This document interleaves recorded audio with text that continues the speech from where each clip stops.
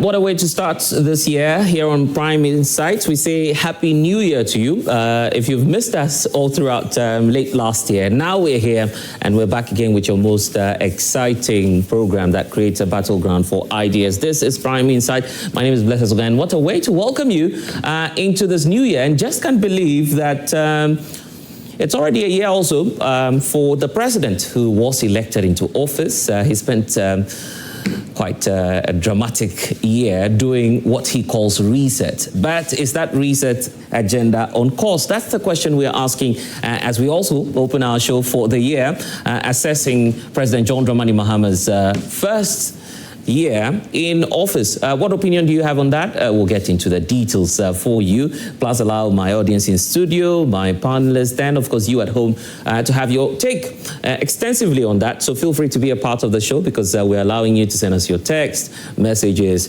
and your feedback for the show. My name is Blessed Oga. Of course, for today, as I told you, we'll be focusing on that 1 year period of the president in office. But beyond that as well, the nation woke up to this news about the arrest of the former finance minister, Ken Ofori-Atta. Well, he's on the red list for the Office of the Special Prosecutor, except to say that he's been away in the U.S. Now, the U.S. authorities are also detaining him over claims that possibly he may have violated some immigration laws. The indication we're getting is that if he's found culpable, deportation may be the only option now for former finance minister. And so we'll be getting into this whole story about his detention. His lawyers are indicating to us that they're working on that.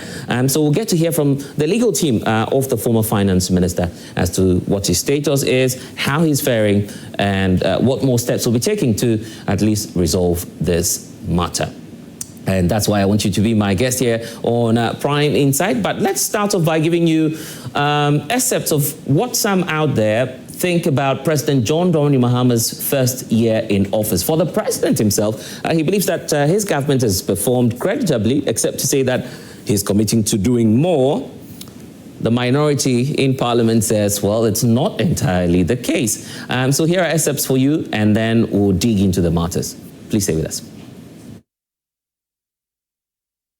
Began before President Mahama returned to power. It's rest on an IMF program we negotiated, fiscal consolidation we implemented, and a global gold boom we did not create.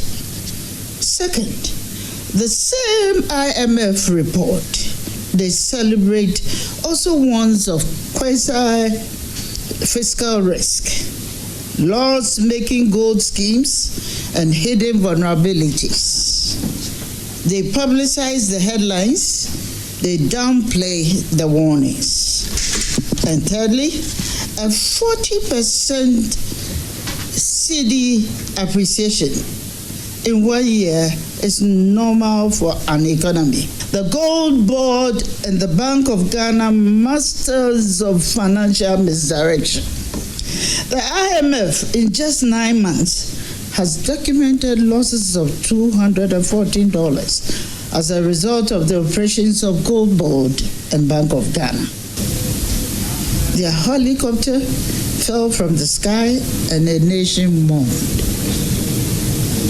This tragic incident should have strengthened national resolve to defend our land, our water, and our children's inheritance. Instead, Ghanaians watch a government that speaks against Galamsey in press conferences while allowing questionable incentives, weak enforcement, and compromised supply chain to persist. My dear compatriots, as satisfying as our achievements of 2025 are, they are but the foundation. The architecture of the Ghana we want must now be built on this foundation. In 2026, we shall accelerate and expand. Every child deserves a world-class education. We'll continue digitalizing our schools and ensure every classroom has the tools for 21st century learning. We shall operationalize universal health coverage through the free primary health care program, ensuring that no Ghanaian is denied care due to inability to pay. Through the Ghana Medical Trust Fund, we'll stretch a hand of support to our people suffering from non-communicable diseases. We shall make Ghana food self-sufficient and transform agriculture from subsistence to a thriving commercial activity through mechanization, value addition, and market access. We're working to achieve 30% share of renewable energy in our national energy mix, reducing costs and protecting our environment. We shall deliver social housing through public-private partnerships, and we shall intensify the fight against corruption with no sacred cows. Every cedi belongs to the people of Ghana and must be accounted for. We'll implement the recommendations of the Constitutional Review Committee to make our 1992 Constitution an even greater guide for the consolidation of our democracy. Ladies and gentlemen, governments do not build nations alone. They do that with the cooperation of the citizenry. As we enter 2026, I call upon each one of you. First, our young people. You're not the leaders of tomorrow. You are the leaders of today. Take ownership of this reset agenda. Innovate, create, and build. Ghana needs your energy and your ideas and your commitment. And this reset is for all of us. There's no NPP Ghana, there's no CPP Ghana, or NDC Ghana. There's only one Ghana. That Ghana our forebears fought for and shed their blood to give us our freedom. Let us reject the politics of division and embrace the patriotism of nation building. Let us disagree without being disagreeable. Let us compete in the marketplace of ideas without treating our opponents as our enemies. The challenges that we face are too urgent, and the opportunities before us are too precious for us to waste our time and energy in needless conflict. May God bless you all. May God bless our homeland Ghana and make her great and strong. Happy New Year, and may 2026 bring us all the prosperity, peace, and progress that we deserve as a nation. I thank you, my countrymen and women. President John Dramani Mahama, in his address there, marking 1 year in office. So what do you out there think about the president's performance over the period? And what a better way of starting the year, because we have to open that up to Ghanaians, those who have felt the impact of the president's stewardship over the period. But first, let me introduce my guests who are helping us for the discussion today. Solomon Owusu is Director Communications for the United Party. Do you still align with the NPP or the NPP have to come home? I mean, the mother party, the United. You are now the mother party. Absolutely. Wow. They say they are the UP tradition. So if there is a UP, what else? They have to come home. They have to find a way. But we would embrace them. I mean, where they are now, it's not the best of shapes. But we believe that reasoning will prevail and they will come home. It's a matter of time. And we're also welcoming you home because you've been away for a while. Exactly. And we all miss you, including our studio audience. So welcome. Janet Navla is, of course, founder and leader of the PNP. Thank you so much for joining us. Happy New Year to you. Happy New Year. I hope that you're coming in renewed spirit as well. And thank you for supporting the show all throughout the period. Then we have Ivan Che, who's a youth activist. When I say that, some good friends in there always have a challenge with that, including Kamal. But don't mind them, Ivan, don't mind them. You are still a youth activist. Whether they like it. Good morning to you and welcome. Okay, so let's get to the audience then. I mean, you felt the impact of the president's 1 year in office, so you can tell better. What do you think, gentlemen, about the performance of the president so far? Sure, exactly. Thank you so much for this opportunity. And when assessing the president, His Excellency John Dramani Mahama, for me, as a young student of this country, you'd have to lift up the microphone a bit so we can hear you. As a young student and a concerned citizen of this country, I would like to appreciate the fact that the president has really done well in his first term, taking into consideration his policies that he spoke about during his campaign time, bringing a lot, and even yet to do more, turning his policies into dreams now. I think it's good. As a student, I've benefited from his administration. Taking it from the no fee stress policy, where you also received. Oh yeah, I benefited from it. I was really struggling when I came to the university, but right now the university is no stress. I mean, we are all benefiting from it, so I cannot sit here today and say anything about it. Yeah, and with how the cedi is also appreciating, I think that's fine. Market women are happy, and Ghanaians. All that we want to see is for fuel prices to do a drop down, and now we are seeing that. So I think we will be ungrateful to say the president is not trying. 100 for His Excellency John Dramani. 100, he says. 100. Wow. Do you also believe it's 100 for the president? I believe the president has 3 more years to finish his administration, so I will give him 80 for now. Looking at what he has done in 1 year, I think it's quite remarkable and must be commended. With the issue of illegal mining in Galamsey, remember the tragic incident that happened in Obuasi, where we lost some of our compatriots. That was where the Responsible Cooperative Mining and Skill Development Program was launched, where the mining is going to be done in a very responsible way. Should the government put in much resources into that sector, which is being headed by Engineer Frank Asari Pedro. And also with the likes of our Muslim brothers and sisters in the Zongo communities, the president in his campaign period promised that Hajj was going to be reduced drastically, and Hajj being the 5th pillar and a major pillar in Islam. I think this year our mothers and sisters who went to Hajj had experienced a very appreciable amount. The amount dropped? Yes, compared to what they were paying in the elsewhere administration. And also, we must commend the president for honoring some of his promises. How the Kumasi Road is being constructed in a very fast period, and the expressway which the president is trying to do.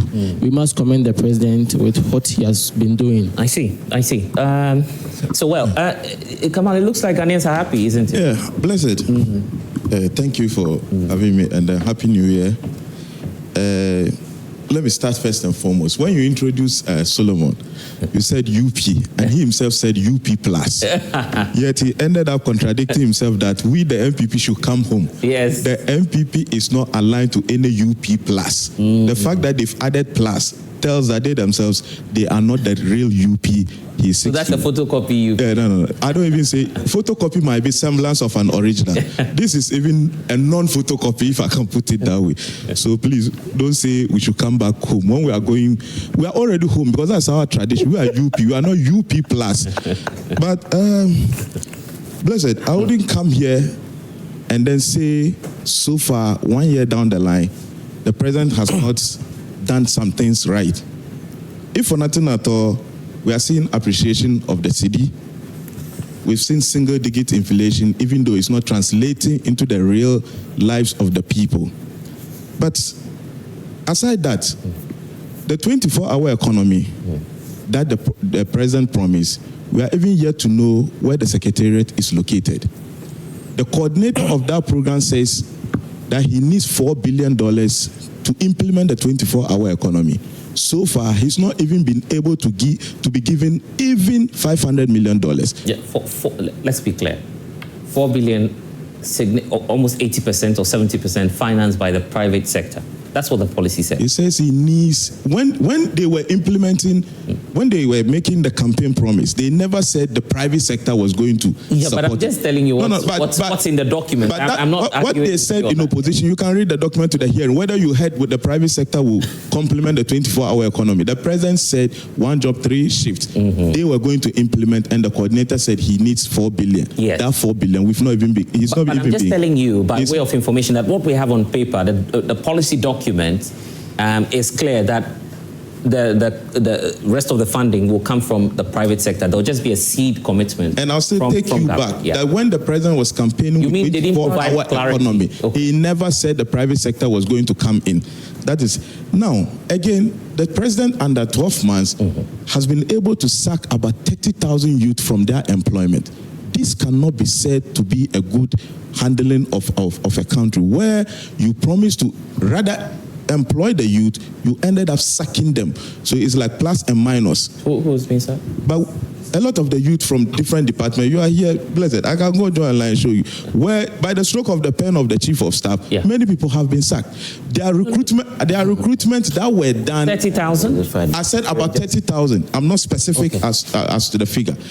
The employment offers of some people. You know, you are noted for reading sources. So on the show. I'll help you with that. Yes. So where's your source for the 30,000? I have a litany of. Let me flow. No, I'll allow you. I beg you. You see, the chief of staff issued a letter. That's a fact.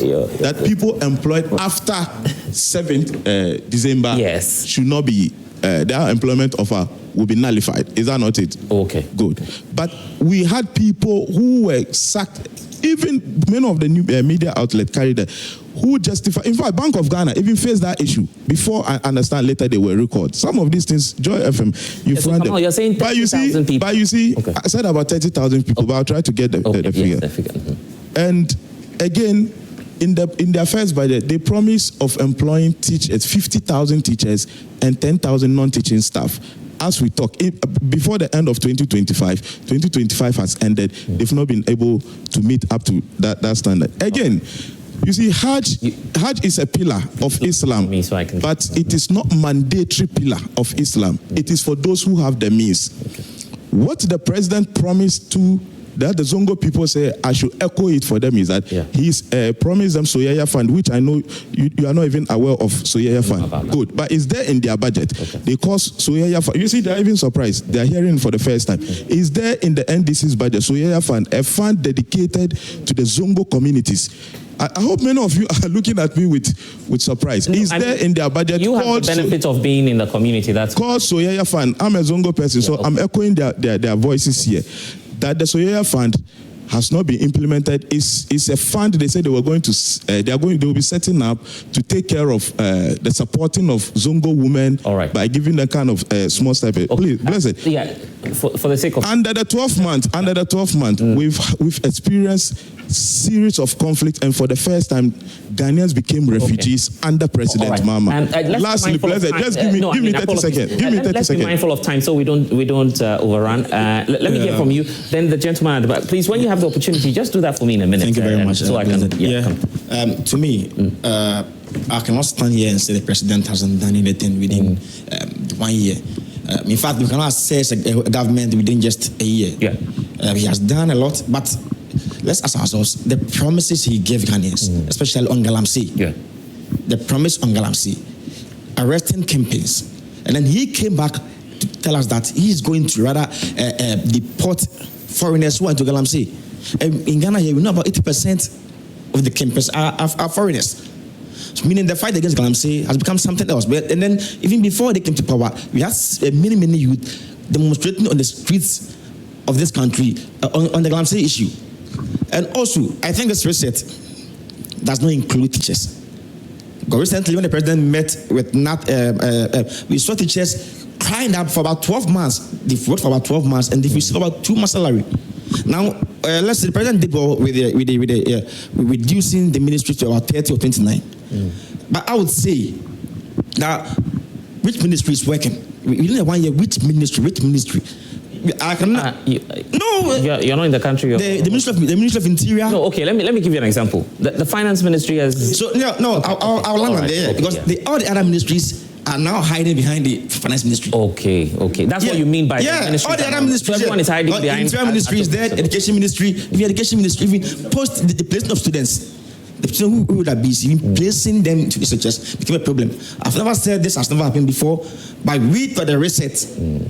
You feel every ministry should work well. Work well, but it's not all. And then now about the Ministry of Finance. How long are we going to inject money just to make sure our city appreciates? How long? But you're enjoying. I'm enjoying it now. I'm enjoying it. I would say it's a short-term plan because every year we're going to make sure we inject. Why don't we use that money? All right. to industrialize this country. All right. So that we can export more than we import. Okay. To make sure we make the economy stable. All right. Let me do the two gentlemen behind me. Behind you guys. Yes. Please be brief, so I can just we can just move on. Yes, a minute each. Yeah. All right. Thank you very much, Blessed. I believe that our brothers in the NPP, I don't know which Ghana they find themselves in, but I think they have created a different version of Ghana for themselves, where in that Ghana, they don't seem to enjoy any benefit and they don't seem to appreciate anything that the government of the day is doing. But then, I just want to inform them or make them aware that the President John Dramani Mahama has been in office just 1 year, and we can all bear witness that there has never been any corruption scandal. And in the erstwhile administration, things that we witnessed, it was every single day there was a scandal. And I think these are some. You're exaggerating when you say every single day. Almost every single, literally, almost every single day, there was a new scandal that was coming up. And so these are some of the dynamics that they are not so used to. But all the same, I will give President John Dramani Mahama 100 over 100 for his performance, because I think. You're not worried about illegal mining, for instance? Blessed, we are all seeing the Galamsey successes. The Galamsey success, I mean, President John Dramani Mahama is fighting the Galamsey very well. And right now, responsible mining is in place. There are effective structures. Last time we were on this show, we all agreed that there are no mining in the forest reserves. So that's very remarkable, and we must appreciate it. Thank you. You know what, gentlemen, I apologize to you. For the sake of time, let me just come to my panelists. In the course of the conversation, give you the opportunity. Solomon Owusu is here, Ivan is here. But ladies first, they say, isn't it? So let's give the opportunity to Janet to start off. You just had a mix of reactions. Some say, well, it's been good. Some say it's been bad. But for you as a businesswoman, I'm sure that by now you're enjoying a reduction in the fuel prices. Foreign exchange is also quite favorable. Blessed. Let me greet you. Let me greet my co-panelists. Yeah. Let me greet our audience, and then the audience outside.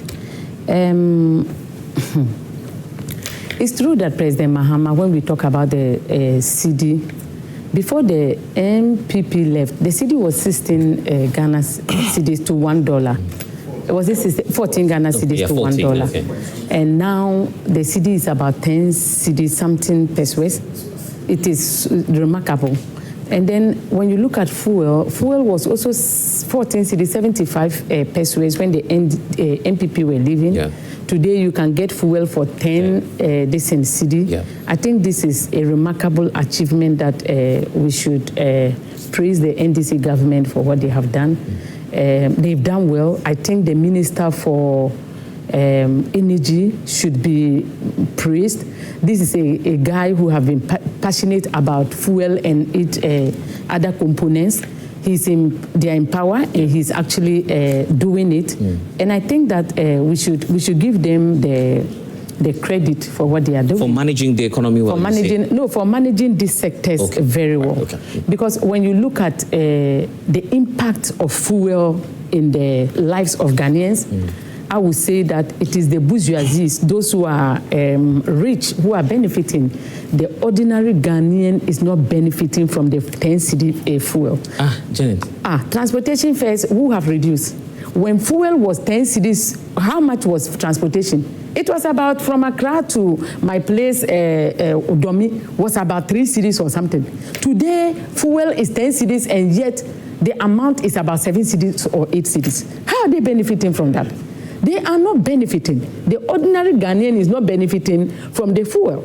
Now, Janet, but how much did you buy your fuel? I'm benefiting. I'm saying, how many people in Ghana have their own cars? When we talk about politics is supposed to target the masses.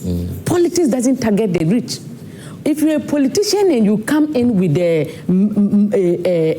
perception that I'm coming to make the rich people richer and those who are poor poorer, that's not a political party we should appreciate. Or you don't see that.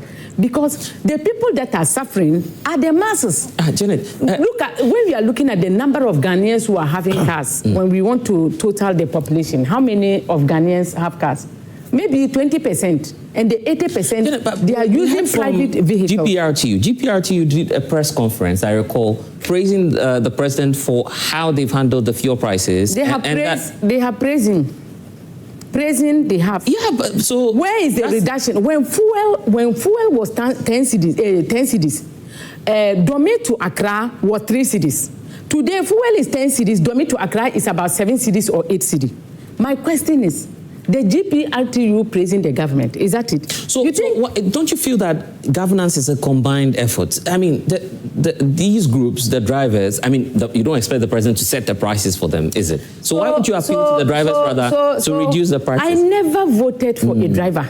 If I knew the government would be incompetent and can't do anything, when oppressors are oppressing the masses, I will not go and be joining a queue to vote. No, Janet, if you were the president now, if I were to be the president would you have ordered GPRTU to reduce the prices? Not like I am going. You see, so that is where you are wrong. The people that brought free market into the system, I mean America and who, these are people who don't even give power to transportation industry to do everything that they want. I'm saying that the government, would you have reduced prices if you were? When you go to the Western countries, the government do not do free market system for things like food.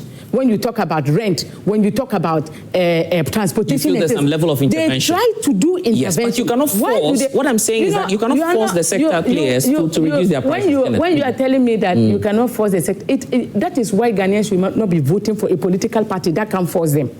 Any political party that cannot force a transportation sector to reduce prices to help the masses, that political party is not supposed to contest in elections, because it means you are incompetent at the word go, and you should not. Let me tell you something. So now we have fuel prices going down and the masses are not benefiting. Let's go to the stabilization of the cedi. Yes. The cedi has been stabilized. Is it not true? It is true. Then you go to the markets to buy things. For instance, I always use Belakwa water. Belakwa water, when President Nanado was leaving office, was 27 Ghana cedis. And the cedi was $1 is what? 14 cedi. It even went to 16 cedi. The dollar went to 16 cedi or 17 cedis during their reducing. And Belakwa water was around 25 to 27 Ghana cedis. Today, the cedi is 10 cedis to $1, and Belakwa water is 35 cedis and 36 Ghana cedis. And when you go to places like Western region and others, it's 40 Ghana cedis to 45 Ghana cedis. So your point is? So my point is the stabilization of the cedi has no effect on the ordinary Ghanaian. Let me tell you, I'm eating TZ. Let me tell you, I eat TZ. So I go to the market, the Domi market, to buy a corn flour, the Alunka. Alunka used to be, during the Akufo-Addo's era, it was 30 Ghana cedis. It was between 25 Ghana cedis to 30 Ghana cedis. Today, a flour of Alunka is 40 Ghana cedis, and the cedi is what? 10 cedi to dollar. Is my life situation improving, or is it deteriorating? Is that not a simplistic way of looking at things? Okay, listen, let me open you up to the figures, and then just hold on for me. Let me open you up to the figures. Then I get your thoughts, guys. Let's listen to this. Look, inflation went as high as 54%, which means that the government was in control, took over at a reduced inflation rate, yet saw an inflation of prices on the market all the way to 50. Now you have someone who stabilized that and brought that even into single digits. So why would you blame this administration for an increment in prices that started from elsewhere? I am saying that I told Ghanaians that when you vote for the NDC, your life will not be better. It will go worse. But you can't force these people to reduce the prices. You see, so what I'm saying is that with this, their cedi that Atu is forcing, he's forcing prices of goods and services are rising. Atu is forcing prices of goods and services are rising. So all what I'm saying is that whatever they are doing is good. But it's good for who? Is it the ordinary Ghanaian? No. Let's talk about their campaign promises, as I heard Kamal talk about. Campaign promises. You promise 3-shift jobs to our youth. When you look at the unemployment rate in Ghana, it is a pandemic. So when you came in with your campaign message that you were going to give 3-shift jobs, not to any place, that the public sector, you said this ministry will employ this. Then the people voted for you. All of a sudden, you came back to your senses. Then you brought somebody else to come and do analysis, pushing things to the private sector. Did they vote for you for? Did the people vote for you for public sector, or they voted for you for private sector? DVLA. When you do DVLA is doing their 24-hour service, right? No, So, I like it. I like GVL is doing that. Yeah, okay. Yeah. So there are some examples to point to the fact that it's happy. I'm happy. Yes. I'm happy. I'll come to you. Yes, I'll give you the opportunity. I'm happy that they are doing this 24-hour economy. Guys, I'll come to you. I'll give you the opportunity. What was the reason of the 24-hour economy? To employ people. My family members, my party people have been watching the government like this for them to bring out advertisement for them to apply. How did they pick these people without our knowledge? No, how did the government pick people into Gafoha, pick people into GVL, and the thing was not advertised? No, where is the advertisement for us to listen? 24-hour economy advertisement, where is it? We never saw. So all what I'm saying is that the president is not delivering on his manifesto. Let me talk about the Women's Bank. Okay, the last one. Yeah, so that I bring the Women's Bank, which I was so passionate about. Yes. Because, come to think of it, this Women's Bank idea President Mahama picked is my brainchild. It's not him. Hey. He just used the Women's Bank on it. When you say 2020 election, I came out with a statement. It's in the media. Okay. And I said, if our party comes to power, that time I was in PNC. I said, when the PNC comes to power, one of the things we will do is to order commercial bank, NIB and ADB to give loans with low interest rate to market women to do their businesses. How is that? Because women's development? And then the president comes in that he is rather using a women's development. Where is the women's development bank? I'm going to give a simple advice to the president. He can start this women's bank in commercial bank, because the commercial bank has structures in all the 261 districts. So he can pick just a place and call it women's bank, and they will start distributing money to our women. This 240 million that he gave to Sami Jimfi, and it went into the air. That money would have been able. Which money? Oh, the 240 million that got missing. That they said that it is not money that's missing. It is off-takers fee transaction. You know that. Those off-takers fees should have been able to channel into this women's bank, and I tell you, Ghana would have been better. Okay, but just to put it on record that we all heard the finance minister release the budget for 2026. The Women's Development Bank has been captured in that with allocation for that. The last time, 2025, yes, they allocated money. Not even a single dime was given. Then they've come back. It's a repetitive thing that the government is doing. But Janet, the government is a talker. He's a talker and not a doer. We are tired of it saying, I will build this for this. Anybody can say that. Me too. I will build heaven for the people of Ghana. But it's in the budget. Okay. Oh, sorry.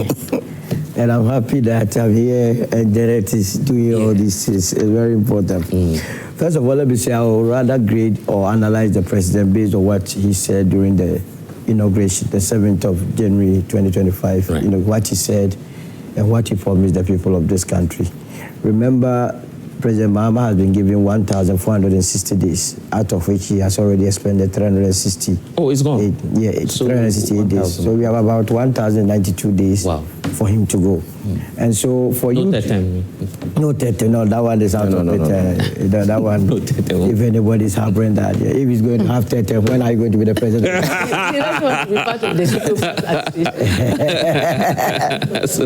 So really, at the inauguration, the president mentioned 4 areas that he was focusing on. He said he was going to stabilize the macroeconomic environment, which was very necessary. The GTP that we presented to him when he won the elections, we had said that anybody that won election 2024, the key issues to deal with was the economic or the macroeconomic environment. You can't have a country where the inflation was to the roof.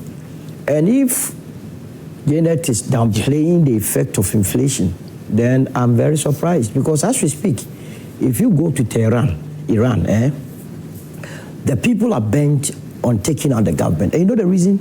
They say inflation has gotten to 40%. Remember, Mahmoud Bawumia and Akufo-Addo took us to 54%. So if Iranians were Ghanaians, if at 40% they are chasing the president out, 54, what would they have done? They would have bent them. They would have bent them. So you cannot downplay it here. In 2022, Gotabaya Rajapaksa, you know the Sri Lankan president, the Gen Zs, they forced him out. Why? Because inflation was 52%. So the Ghanaians' resilience levels cannot be downplayed. And for me, if today inflation is at 5.4%, and as a director of communication of the United Party, why would I come and sit here and say the president has not and the government has not done well? In any case, and why are you blaming Dr. Mahmoud Bawumia and the NPP for that? They say there were external shocks, which so many reports have pointed That is even the to. most ridiculous. No, don't ever entertain it. You see, the fight between Ukraine and Russia is at the all-time high. That's heightened more than ever. Are they not still fighting? Yeah, but when lazy minds are leading this country, they find all sort of beautiful nonsense to support any unseriousness. Are they still not fighting? Yeah, but maybe it started when... It started when? So we are still in the same equation. The same factors. Remember last year, we experienced COVID. Well, you were in this country. Yeah. When University of Ghana, Lagos said, they were restricting people movement. So this administration has also faced the very issues that confronted... but not as magnificent as... No, not as big, I should say, as COVID. As we speak, America has entered Venezuela. Yeah. That has the highest oil deposit, 303 billion barrels. Can you imagine if it was the NPP that was in power? This would have been an avenue to say that, yes, that's why the city is going up. Everything, it must affect us. But you see, you must not buy this argument, because when it comes to fuel, do you know that Ghana is a net exporter of crude? So if the prices of crude is going up, it means you have to benefit from it, because we are also exporting crude. If anybody comes to give you this excuse, what it means is that they do not respect. So when President Akufo-Addo was giving you free water and free electricity, you enjoyed it in silence. He never gave anybody free water. Oh, you did, but you got. I mean, oh no, no. They give you people looked your face and told us that they cooked 54 million Ghana cedi worth of food. 54 million Ghana cedi worth of food. In the Bible, when Jesus fed the multitude, he didn't even quote that 54 million. These people small, they went to cycle, sell some 1 or 2 half-baked food, and they sell 54 million. So how can you say that? These people, what they have done, you see, they So I'm saying to you, that when President Akufo-Addo gave you free water, he never gave me free water and electricity, you enjoyed it. You were silent about that. President Akufo-Addo never gave us free water because my bill was still the same. So are you saying that there was never a policy where people were giving free water? They only announced it, but never implemented it. My bill, enjoy that? My bill was always the same, and I can bring you all my bills. If you are going to give me 15 minutes, I rush to the house and go and bring the bills. So who took the electricity and the water? Nobody. That's why I told you that they came to tell you that they cooked 54 million Ghana cedi worth of food. Did you eat some? Janet, did you eat some? Did you eat some? The vulnerable. No, I'm asking you. I'm not vulnerable. No, I could provide. It wasn't for everybody. Yeah. I can. Did you eat some? Political. No, Ivan, did you eat some? I had my own. Audience, did you eat some? Did you eat some? Did you eat some? Did you eat some? This guy never had some, but because of cheap politics, he said, I enjoy. What did you enjoy? Did you eat what you enjoyed? So the people came to deceive the minds. The President John Mahama goes to inauguration and tells the entire country that when I come, I will stabilize the macroeconomic environment. And true to that, inflation is down, exchange rate is down, fuel prices are down, debt to GDP is down, we have, reserve position improved. Why would I come and say that the President hasn't done well? Listen to the analysis of Janet. Janet says, look, you are doing all of these things, but the prices on the market, it's not reflective of that. First of all, we are operating a free market enterprise. So we allow them to abuse this? No, you see, we are a consumer market.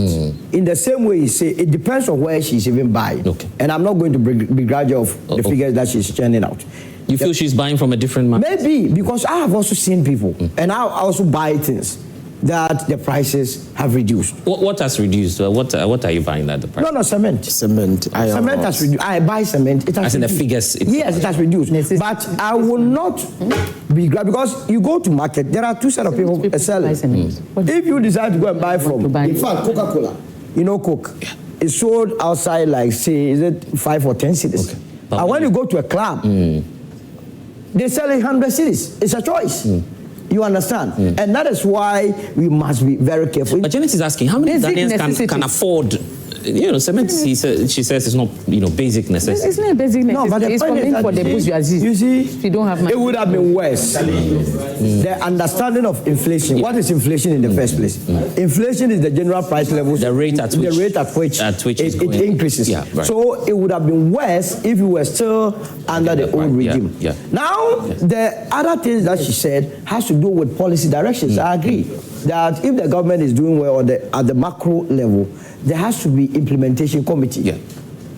A sector like the transport sector, any serious economy, you don't allow GPRT to be take advantage. You go to Singapore, they have Land Transport Committee Authority. Yeah. They determine how prices are fixed. You go to UAE, the state itself is running the taxi. So if you are rating the president on percentages, what are you giving the president? I'm not a fan of percentage, but because it's like I said, he has been given 1,460 days. And he has, but the point is that the first year has been phenomenal. Has been phenomenal. And it is how you see, no Ghanaian must wish that his president fails. Because when the president fails, it is all of us that have failed. When the Eswal administration... But when Akufo-Addo fails to manage... We were helping Akufo-Addo. You see, what people do not understand... You're not picking and choosing. You are under President Akufo-Addo's regime. I remember 2018, I was on GH1 when they were about to start the National Cathedral. That time I was a National Communications team member of the NPP. Right. I went on it, I said, look, Mr. President, what you are going to do will destroy your administration. Oh, you told him? I told on air, the videos are there. At that time, I was a National Communications team member. When I left the studios, the flag, everybody, I said, look, I was not taken to school to be following nonsense. Excuse my French. Now, what has been the main nemesis of the Eswal administration? The hole is still there. So when you belong to a political party and that party is doing something that is not good for the image of the country and the party, voice out. That will shape your party. But you see, we have been cowed into submission. There is a fear that when you are within a political party, you must not. They say, don't wash your dirty linen outside. If you don't wash your dirty linen outside, how will people see that it's not clean? So the president has done well. Ivan, you agree? Please, Bless. Okay. Bless. He said something about the cement. Yes, cement. It's true. But it's a fact, yeah. Are you aware? But if it is true, are you aware that? No. Are you aware? Don't let her waste time here. When she's wasting your time. When that cost 1,200, it's now 4,500. And I have evidence. What's costing? Rent. That used to cost 1,200. Rent. It's now 4,500. Cement. Demand and supply situation. Okay. Demand and supply situation. Ivan, let me come to you. Conditions of Ghanaians have become I get that. But if you say what I said is true, what were you debating? What were you? I'm just telling you that it's not Rent is also going up. Okay. Rent is going all right. up. Let's listen to Ivan. I'll get back to you. Yeah, I'll get back to this. Blessed. Let me say Happy New Year to our listeners and victory and to everyone here. I think 1 year of President Mahama, for me, if you want to do a very dispassionate political analysis, devoid of partisan influences or whatever, you might start by looking at where we were in the past. To be able to track your progress as a human being, you need to take a step back to identify or to realize where you were, and you look at your current situation. In between that fine line, that is where you'll be able to tell whether you've made a progress or not. Prior to the election, we all saw the circumstances in this country, the sort of outcry in the public. The economic space, I think the economy was actually described as junk by reputable credit rating agencies around the world, to the extent that we could not even get out there to borrow because the economic figures were so dirty. We had no other option than to rush to IMF for a certain bailout. Dr. Mahmoud Bawumia brought the gold for reserves policy. It saved us. It brought some oil into the country. I mean, we're almost you see, if turning the corner. If you look at the picture out there, it is not me telling. It's a revealing story that was across the country, to the extent that we were actually sending emissaries to go out there and negotiate on our behalf because we defaulted on our external debt obligations, and even internally we defaulted because the DDEP came in and individuals who have sent their money to bank, the government forcefully took it over. People complained, but at the end of the day, it didn't materialize. We were on the how do you call it?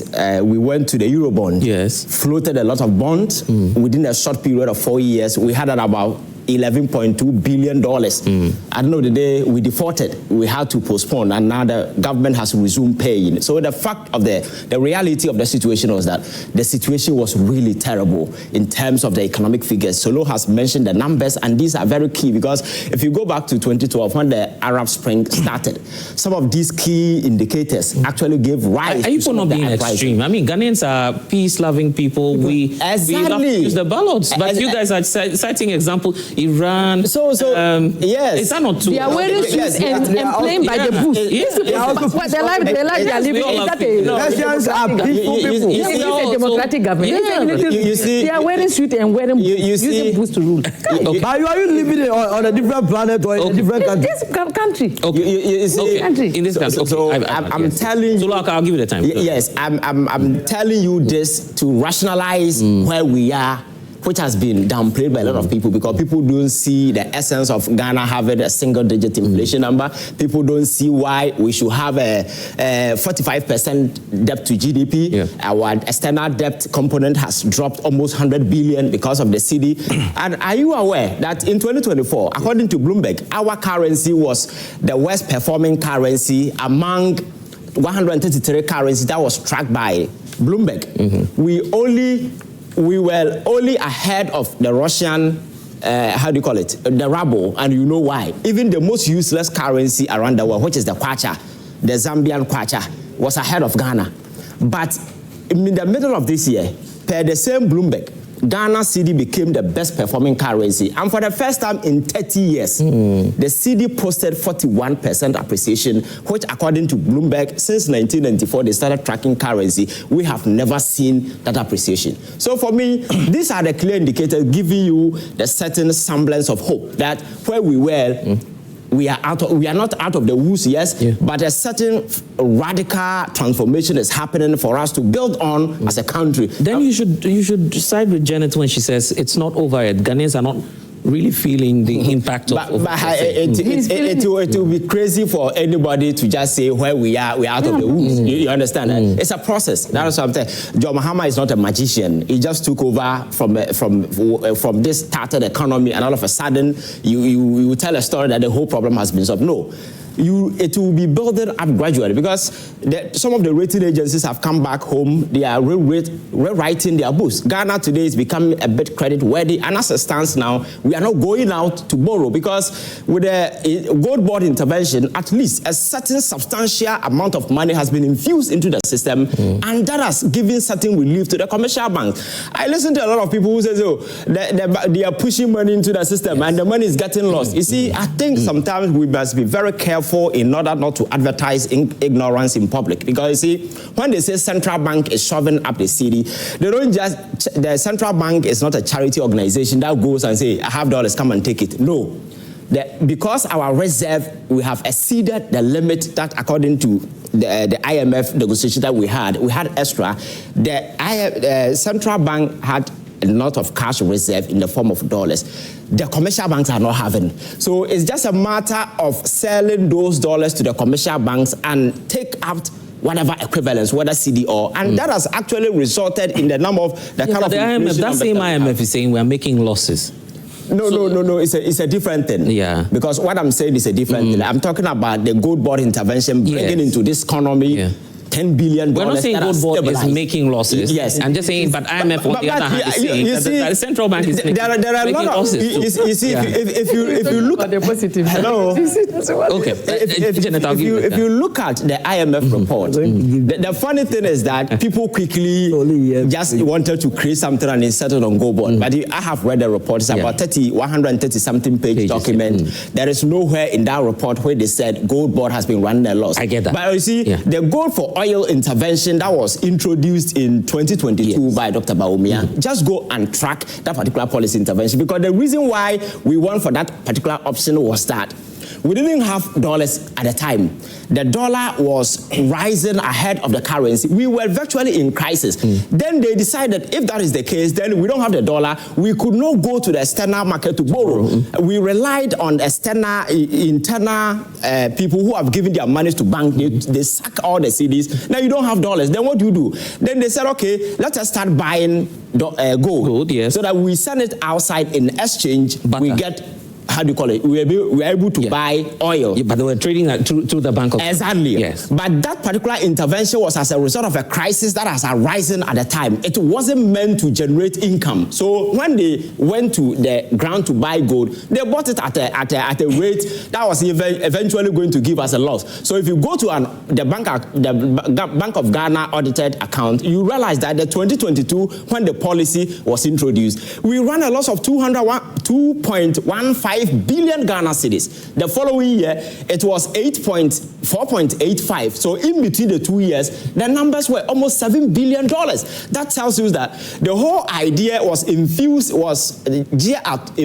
a certain amount of dollars into the system. But ask yourself, was it able to intervene the situation? Because the dollar was still rising. So that tells you that if Bank of Ghana is continuing the same initiative, then the probability that that particular loss or occasion is quite obvious. Okay, but we are making the trading laws, and yeah, for now, in this administration, we are seeing some level of, better performance of the cedi. Yes. Jenny's point is that, look, that's not trickling down to the average Ghanaian who voted for the president. That depends how you say it.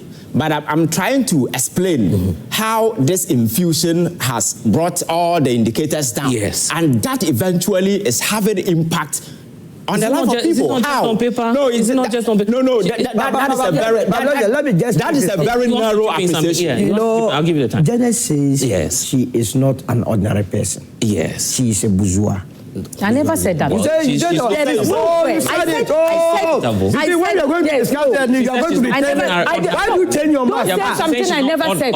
Ordinary. I said vulnerable people in society. And I'm not vulnerable. That is even good. I'm not vulnerable. That is even good. Yeah. You are not vulnerable. Yeah. How do you know that people are not benefited down there? How do you know that those that you describe as vulnerable? I'm not talking about that. Experience. Exactly. So you are not. I have not said that. I'm saying that when I go to buy things, I see the amount. Janet, you see, Janet, you know what? Solomon is saying, just hold on. Yes. Solomon is saying that you don't belong to the class that not like I don't belong. Because you're saying that this is about the ordinary Ghanaian. Some of the things, our people took it, and we saw them using it. Yes. You see? Yes. And they will say that you, this household, no, you are better off. Yes. I won't give but you. You get this analysis. That no, I'm getting this analysis. Not there, you don't feel how the people... I saw it. How did you see it? Because I saw them. How did you see? We were informed. Anyway, Evan, I'll come back. At that time, you were not an important person, okay, so they didn't tell you. At that time, I was the National Women's of. So you have always been an important person. Oh yes, in politics. So now, the challenge that we were having, the challenge that we were having with the inflow of this FS, with this FS to this certain extent, then if you look at the larger policy option or the larger policy outcome, the objective is to ensure that we get this inflow, and it has come to stabilize. And I'm telling you, the reason why today Bank of Ghana can confidently take money and tell the commercial bank, hey, come for dollars when people come, and that has stabilized the currency. And that has a trickling down effect on almost every sector, because once you're able to stabilize your currency at the microeconomic level, a lot of things will be taken care of.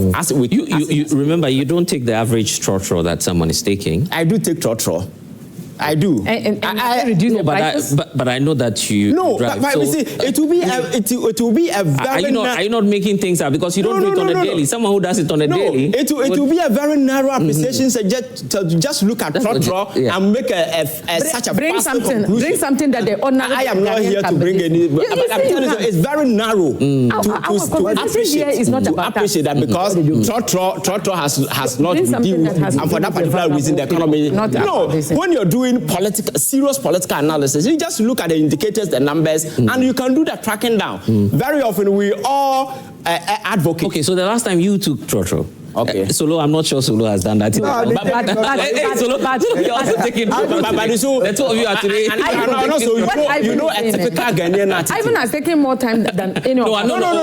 You spoke for 15 minutes. I started. You are even interjecting. Ivan, I saw this. Okay, so I'll get back to you. Today I want to play. Ivan, the last time you took Trotro, you know when you what was the experience? Janet, I'll give you the time. Okay. Janet, I'll give you the time. The last time you took Trotro, how was it like in terms of the pricing? I think it was normal. What we've been paying, you understand? So you're also agreeing, are you? Oh yes. You see, actually, I haven't been tracking, but you see, I am not looking at the economic impact in terms of Trotro. That would be a very narrow appreciation. You understand? That's why I'm saying that you just need to look at it from a larger perspective. You understand? Somebody mentioned that he's a student and some relief have come, and there are several people. There are people who also see this cement, iron rod kind of way as their daily something. You think it is not a daily thing, but to somebody it's a daily thing. So there are several facets that you can analyze it from. If you want to do proper tracking down analysis, yes, we may argue that there are some people who are unwilling, and that is quite sure, because in a democracy sometimes you can't put gun to the head of people and force them to reduce. But the fact is that at the larger level, things are really getting better, and for me that is something that we need to celebrate. So this whole intervention by the president, for me, I think it has really generated this kind of sense of hope for Ghanaians. And if you look at other areas, until recently, corruption became so much institutionalized. So what rates will you give the president in terms of performance? I don't want to give a certain percentage, but I just hope that we'll be able to build on, because all that we want is the realization of the Ghanaian dream. And I think with the president, he is focused on building this particular economy, and for me, that is what I'm for. What matters. Janet and Sula, I'll come to you. I think there are some burning questions for you guys from the back there. And Kamal, let's go to the gentleman at the back, because I was going to give him the opportunity. Because you were going to make a point quickly. And thank you very much, Mr. So be brief, so I can come back to Sula and the others. Yes. I think that from the submissions we've seen from our very respectable panelists, one thing that runs across is how economic performance is going to trickle down to ordinary people. And really, that's a righteous point to make, because a good economic performance that really does not touch the vulnerable people in society is as good as a bad economy. And so, to the extent that there is some level of evidence to show that the good economic performance that we are seeing is not trickling down to the good people of Ghana, I think that we have to all join in the chorus in making sure that we see a solution to it. But what's the solution really? There is no really free economy across the world. If there were a free economy, then what's the purpose of a government in the first place? So I believe that to the extent that the government is allowing a free market economy to pan out in a country, there must be some level of fetters. So you feel you should crack the whip on GPRTU and particularly GPRTU, because transport fares really goes down to affect every other thing in the economy. And one other thing, even aside that, is that not every commercial driver affiliates with the GPRTU, because and as a result of that, you may have GPRTU even asking its members to reduce prices or transport fares, but you will still have some elements across the transportation sector who will still be keeping their prices so high. And we saw an evidence of that in the previous administration. It got to a point, government called on them to reduce prices, GPRTU heeded, but we still had some drivers doing that. So the point I'm essentially trying to make is that let's get to a point where governments can be able to get some sector players to be able to manage their operations in order that it can help the ordinary Ghanaian. But on a scale of 10? On a scale of 10, 6 will do. Okay, for the 6 president. will do, exactly. Particularly on the basis of the underperformance of the budget estimates. Because, for instance, the sector where some of us have interest, which is the energy sector, looking at PIAC, for instance, PIAC tells us that out of a budget that they presented, an estimate that they presented for the finance minister to take into consideration, they gave them only 21%. And even out of that 21%, it was just 40% that was allocated to them by the end of the year. And this is a cause for worry. So I think that to that extent, 6% would be a fair assessment. Yes, there's a gentleman behind you. Yes, briefly. Yes, be snappy about it. Yes. Thank you, Blessed, for the opportunity, and a happy new year to all of us here. My point is that what shall it profit us to have macroeconomic indicators if it's not trickling down to the ideal personality in the country? Yes, we may have stability, and it's obvious because when you track economic records from 2008, we had same. 2017, people were jubilating, and this time. So it's like almost every first year of the new government, we tend to have stability. But then the issue is that after the first year or second year, what happens? When we start constructing roads, when we start building, when pressure comes on ministers to deliver, what happens? Because almost all the sectors of the economy, the service, the agric, and then the industry, we cannot say the country is having hold of any of them. It's in the hands of foreigners. So the very moment, and then we are gambling our economy on foreign, what is happening elsewhere. So today, if the gold market crashes, what can this government say that we've done to the economy? We've bundled all our hopes on the gold. Now, should gold prices plummet, what happens? So I think going forward, we should build our fundamentals. What are the fundamentals? If you are holding on to industries, agric, services, then we know that on any day, if one sector is not happening, at least we can hope of getting the other sectors. But we cannot pinpoint and say that this sector is the country as a whole is having on a scale of 10? It depends on the sector. Because general maybe 7. Oh, 7. It's fairly good because it's expected of a new government to create stability. But after the first year or second year, that's when you get to know the real truth of the economy. The gentleman in front of you has been burning to say something. Yes, just a minute. I have a question for Solomon and Mr. Ivan. Solomon, yes. Like the way we are all saying, we know about 80% or 70% of the average Ghanaians do buy food outside, and I know Mr. Solomon and Mr. Ivan, you also do buy food outside. Now let's compare the prices of food during the erstwhile government when inflation was higher, and now I know you all don't cook at home every day when you go out. We want to know the difference. How is it now? Price of food and water, because that's what we need most. Even shelter, rent, and other things, that's what we need most. So we want to know if you buy food outside.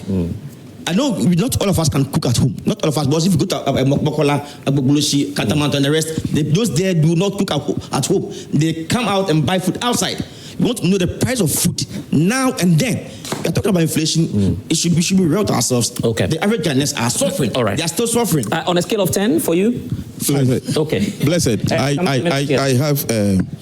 I want to draw Ivan's attention. Since note down your concerns. Just note down the Ivan was so much fixated about. It's about food. I'll remind you. It's about food. Yes. About Bloomberg. This is under Nanado, former President Nanado. This is Ghana Web. 3rd February 2020. Yes. Ghana cedi is the best performing currency in the world against the US dollar. Bloomberg, the same Bloomberg. And I don't think you can contradict yourself again. Yeah. Talking about rises of items, even though we have stability, this is Oliver Vomewo, I think. Baka. Yeah. How is on GH1? How is the economy doing better if prices are being increased everywhere? But the bottom line of all the argument is that I acknowledge in my statement that we have single-digit inflation. The cedi is stabilized, but it's not trickling down. So that is the so I've answered you. Now, Blessed, we talked about the GPRTU. You said the GPRTU praised government at some point. Some point. They did a press conference. You know about that already. This is City News, City on City FM. That is 8th January 2026. Lower fuel prices not enough for fare reduction. So in summation, we are saying that even though we are seeing all these indicators, fuel being reduced, it's not trickling down to the ordinary Ghanaian, because the ordinary Ghanaian sits in Trotro. He doesn't sit in Land Cruiser. Therefore, if prices are not going down, we know how it affects food pricing and on the market. So these are the things we have to come to the realization that you can't say you have positive indicators. I go down to the market to buy things and I see increases, and then you still tell me to praise the government. Now ask me of the rating. Let me give you. Overall rating. Overall rating is 4/10. Oh, come on. But you just said the president did well with the forex in there. So that is a 4/10 I've given. Yeah, let me give you the take and then we close the Okay, good morning to you all. Yes. Happy New Year. For me, I can say the government has done quite very well. But the main point for every government is to make sure that every citizen benefit from their government or their administration. See, all the government is doing is very great, but then they should find a mechanism or a system whereby the policies that they are putting in place, the ordinary Ghanaians can feel it, can know that, okay, this is what the government is doing. For me as a student... Okay, speak, your lived experience. Okay, for me... Saying you received, your colleague was just talking about how you were all happy when you received the... Okay, I'm in level 300. Free policy. Okay, you are... Yeah, I'm in level 300, so I didn't receive the amount? No, I didn't receive that. Okay. So talking about prices of fuel, we all see that the cedi has actually reduced. So you didn't benefit from that? No, I didn't benefit from that. So is any time you take car or transportation, the prices are still the same. And you ask drivers that fuel have been reduced, and they will tell you that, so what? So the government should find mechanisms or systems where the policies that they are putting in place can actually take effect, so that we, the ordinary Ghanaians, we know that, okay, this is what the president is doing. Not that we see it on online. It's true that the government is doing well, but on the ground, we don't feel it. But don't you think that the GPRT people should also do something about the prices? Okay, with that, the government should be the one putting pressure out there. So if you, the president, you are making sure that the fuel reduces, and there's someone there trying to tarnish your image, you should call that person out and put them to work. Okay, this is what I'm doing, but you are not making my work to be filled at the ground. So the government has to put mechanisms, put people on ground, so that every day there is a report on what is going on, so that we can actually feel it, not just hearing it or seeing it online. You know that what I'll say? I'll just appeal to GPRT at this moment. I think they should reduce the prices. Janet, you agree with me? There are some messages coming through. Let me just read them briefly so we move on. Isaac from Ho is telling us that, Blessed, I entreat you and others to start visiting provision stores, stationery, bookshops, boutiques, and others, and that you will stop glorifying the so-called single-digit inflation that could be seen on paper but not on the ground. That's from Isaac, watching us from home. This one is also coming through from Garu Timpanis from Big Alaska. He says that, please ask my sister Nabla for me. Had she bought a bag of rice during Christmas? That's a question from Garu for you. He says that, how much is a bag of maize in her area? I'm a farmer and I need buyers to buy my maize, but no one is doing so. During the NPP era, a bag of maize was 1,200 Ghana cedis. And today, in Garu Market, he's saying, and I've not verified this, he's saying that in Garu Market, you can get a bag of that same maize at 300 Ghana cedis. That's what he said. So how come that... That's his claim. No, how come... I'm saying I've not verified that, by the way. So how come that prices of flour, corn flour, in the market have increased from 25 to 30 cedis to 40 to 45 cedis. Ask him. So Blessed, I wanted to just say that you've heard from all the panelists, both those who are aligned to NPP and NDC. They've all come to the same conclusion that we have a single-digit inflation. We are not chopping inflation, do we? We don't chop all the macroeconomic indicators. What we chop is what we buy and how we feel.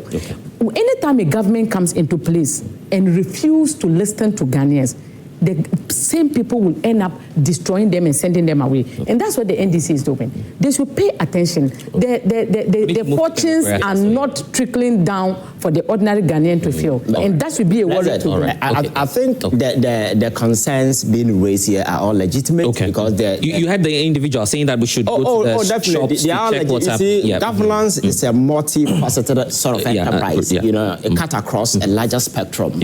But you see, the concerns being raised as against the inflation there is no correlation. When we say inflation, can you find the meaning of inflation? Oh no, it's just we don't care. So listen. Even we don't care. No. Guys, how can a youth activist be talking this way? He's not a youth activist. Even is not a youth activist. You are not a youth activist. So the point, allow him to speak. The point I am making is that, you see, the point I'm making is that when you talk about the inflation is the average rise in prices going forward. It always takes subsequent effect. It doesn't backtrack. You understand? So when they say inflation has dropped, you don't expect that, because the things that were being sold yesterday will drop. It's high. It doesn't work that way. It is doubling. It is doubling. Guys, I don't make in the market. 13 Ghana cedis. Something that was 7 cedis, 99 pesos. And then 13 Ghana we talk about So, my brother. No. Okay, so guys, hold on. Everyone have their say. Ivan, go and sit with the Bank of Ghana. Ivan, Go and sit with the Bank of Ghana government. Let's close the chapter. Janet, you are fond of doing this. Allow us to run this. The two of you can't be able to guide me. Janet, I'll come back to you. It's very important we educate the masses on this matter. Ken Oforiatta is there. We have to talk about the truth of the matter is that on the point. I am married, so food is good for me. And so the example that he tried to make, my wife will not be happy about it. But so you don't buy food? I don't buy food outside. But even when I do, every day, let me say that, like Ivan was saying, when we say inflation, it doesn't mean, because we are not experiencing disinflation. If it was disinflation, it means the prices has to go down. But the rate, I'm a businessman, fortunately. I'm not too sure a lot of you are businessmen. And I was buying ties last year. And we are in 2026, 2024. Yes, if I tell you the experience, you will go to Owusu, you will be standing in front of the Lebanese. And he will be telling you, hold on, let me check dollar price. In your face, he will say that it's 2,000. If you mistake and waste 30 minutes, it will be 2,100. That was the first time I experienced. I had read hyperinflation in books. I experienced it in 2024. So when we are saying that things he is saying it's not true. I heard that I was going to buy it. He says I bought ties myself. You went to buy. You I bought at the same level. You do commercial business. I can give you the number. Me, I went there to buy ties for myself. My company, our company, I buy it. Guys, Solo Woodland. I'll give you the opportunity. I'll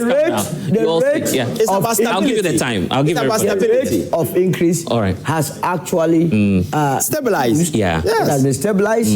We all that we asked for, and indeed, the summation of all that they were saying is that it has to trickle down. And that is where government's intervention is needed. Okay, let's do this. Lawyer Frank Davis is joining us this morning as well. He belongs to the Ken Oforiatta legal team. We have to talk about the former finance minister who is on detention or in detention in the United States, because we understand that the customs there has picked him up. We need to get updates on that. Counsel, good morning to you. Welcome. I'll just come to you briefly, but I want to complete these messages. This one says JDM is doing absolutely well in terms of the management of the economy. But unfortunately, the 2023 batch of trained teachers, probably that's what Kamal was referring to, are suffering at the hands of the president, the finance minister, and the education minister. They're saying possibly that they would have to receive that pay or, be recruited. I think that's what it's got to do with. Delisco says that I used to love everything about the NDC government until now. They only care about some sectors of the economy and completely ignored others, claiming that there's no money. He's also referring to payments for some individuals, I believe the teachers. But there's another one also here, says the government is doing really good. It is our prayer that they have the marketing price under control and transportation as well. So that adds to what, Solomon also has been saying that, please, we are appealing to those of you in the markets, GUTA, GPRTU. If it's good for all of us.